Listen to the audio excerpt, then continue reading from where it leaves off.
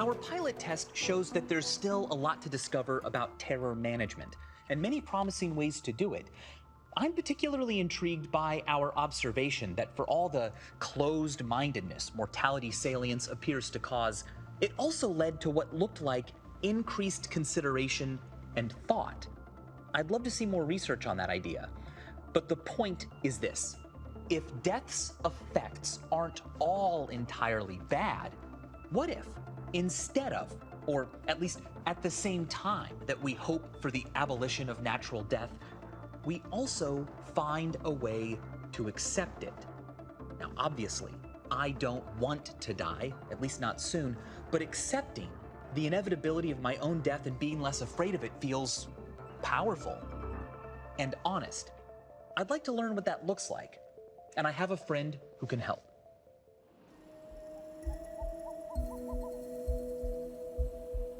I'm paying a visit to Caitlin Doty, a mortician, author, and death positivity activist who has made an entire career out of discussing the aspects of death that most of us prefer to ignore. What do you say to someone who comes to you and says, I think death is terrifying, it's so scary and sad that I'm just here now?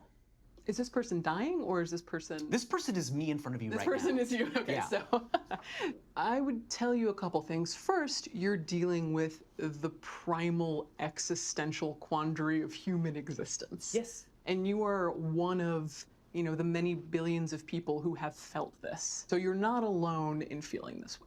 So we go through life, we reach a certain age, and we begin to understand that someday ourselves and everyone we love will die. And that's powerful, painful knowledge. And I think from that moment, we have to start developing defense mechanisms to handle that and to integrate that into our lives. So what are those defense mechanisms? I think that the more obvious ones would be having a child, writing a book, making a TV show, creating a legacy of some kind.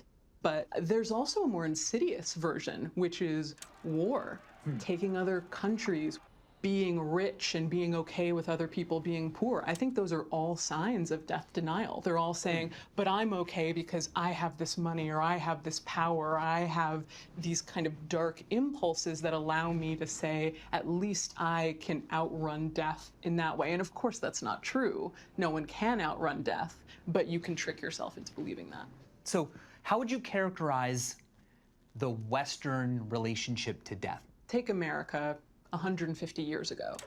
If you were my husband and you died, I would be entirely in charge of you. I would wash your body. I would get the neighbor to make a wooden coffin for you. We would put you in the coffin and carry you on our shoulders to the grave which someone had dug themselves. Right. It would have been an entirely self-sufficient process. But what happened around the turn of the 20th century is really three big things in my mind. One, you had the rise of hospitals, so people were no longer dying at home. You had the rise of funeral homes, which means that we are now outsourcing our death. Third one is slaughterhouses. So all of a sudden, all food production and the killing of animals is also hidden as well. And we live in our suburban houses where all those things are outsourced. And it's just these layers and layers and layers of denial around death. But what does it mean to accept death? I don't think that you ever truly accept death, but I believe that the movement toward accepting death involves really true self-awareness about where you're hiding your fears of death. That's where real awareness and acceptance can come from.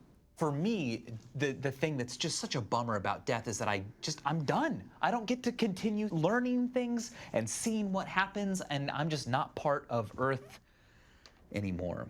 Isn't death kind of what gives you that passion when you think about it? When you think about, like, I love learning, I love ideas. If you didn't have an endpoint, are you going to come in here today with all these cameras and do the huge amount of legwork that creating a show requires? No.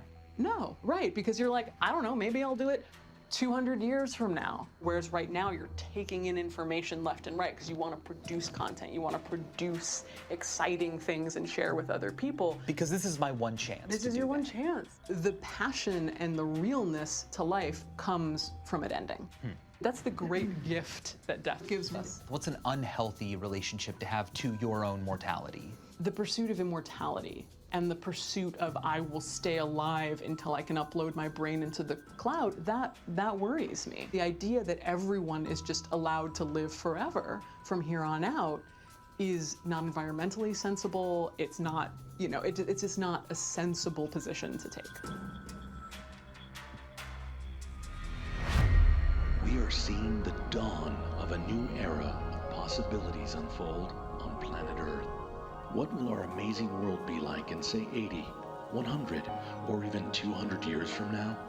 Wouldn't you like the possibility of finding out?